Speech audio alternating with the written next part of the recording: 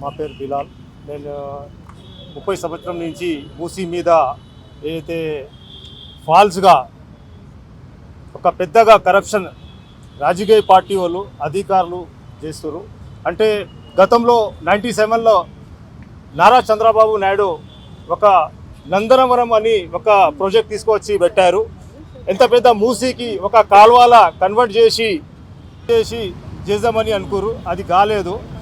దాని తర్వాత రాజశేఖర్ రెడ్డి వచ్చి మూసీ సుందరీకరణ అనే పేరు పెట్టి దానిలో మొత్తం రెండు రబ్బర్ డ్యామ్స్ కట్టారు.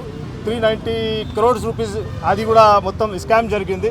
దాని తర్వాత కేసీఆర్ గవర్నమెంట్ వచ్చిన తర్వాత ఓపెన్ జిమ్, వాకింగ్ ట్రాక్ అని మొత్తం మూసీ బర్బాద్ చేసారు. మూసీ బర్బాద్ చేసేది ప్రభుత్వం అధికారులే.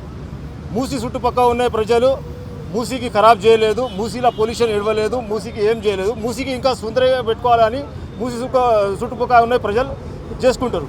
అంటే ఇప్పుడు ఏనా ప్రభుత్వం మారగానే మూసీ మీద కళ్ళు ఎందుకు పడుతుంది?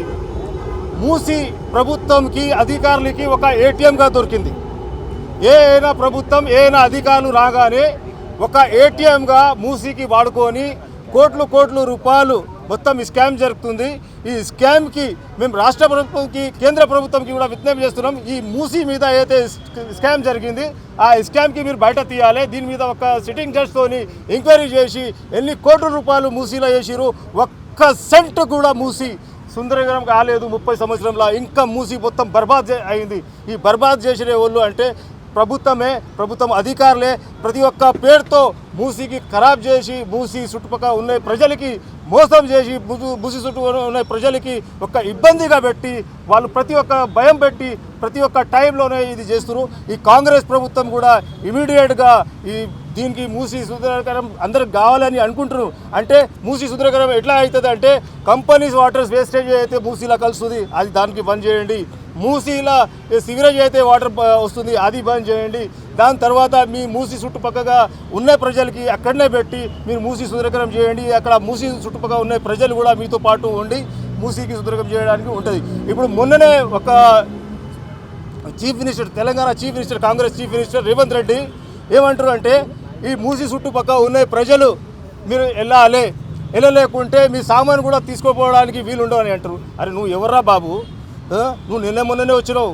నువ్వు ఇక్కడి నుంచి ఇప్పుడు మీ పని అయిపోయింది. మూసీ చుట్టుపక్కల జనాల దగ్గర వచ్చి మూసీ చుట్టుపక్కల ఉన్న ప్రజలు ఇంటి మీద వస్తే ఈ ప్రజలే మీ ఊరికి పంపిస్తారు అని మీరు ఆలోచించుకోవాలి. అది మీ వస్తా చేయలే పని మీరు ఏం చేస్తావు? మీరు ఈ పనికి దీనికి ఎందుకు ఇట్లా ప్రెషర్ పెడుతున్నారు అంటే వాళ్ళకి ఒక పేరు కావాలి. ఎందుకంటే కేబుల్ బ్రిడ్జ్ టీఆర్ఎస్ పార్టీ వాళ్ళు కట్టిరు, ఈ హైటెక్ సిటీ చంద్రబాబు నాయుడు కట్టిరు, రాజీవ్ గాంధీ ఇంటర్నేషనల్ ఎయిర్పోర్ట్ అయితే వాళ్ళ హయాంలో జరిగింది. మాది కూడా ఏమైనా పేరు ఉండాలి, మేము కూడా ఏమైనా కరప్షన్ చేసుకోవాలా అని మీరు ఏదైతే మైండ్ నడిపిస్తారో ఆ మైండ్ వెంటనే మార్చుకోవాలని నేను రేవంత్ రెడ్డి గారికి మేము డిమాండ్ చేస్తూ ఉన్నాం.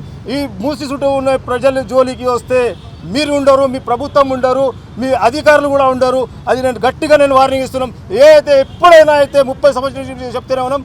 అంటే ఎవరైనా ప్రభుత్వం రాగానే మూసీ మీద కళ్ళు పెట్టి మూసీ చుట్టుపక్కల ఉన్న ప్రజలకి భయపెట్టించి అక్కడి నుంచి ఆ ప్రజలకి ఎక్కడ ఊరికి దూరంలో తీసుకుపోయి పెట్టేసి ఆ ఉన్న భూమికి మొత్తం రియల్ ఎస్టేట్గా వాడుకుంటారు. ఉన్న మీ రియల్ ఎస్టేట్ భూమిలు గిట్ట మీరు మార్చుకోండి అని మేము చెప్తా ఉన్నాం.